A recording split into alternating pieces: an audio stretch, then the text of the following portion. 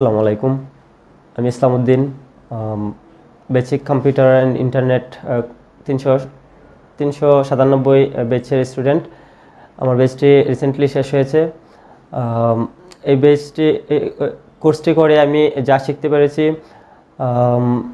Microsoft Word সম্পর্কে এবং Microsoft Excel, Microsoft PowerPoint and internet সম্পর্কে জানতে পারছি।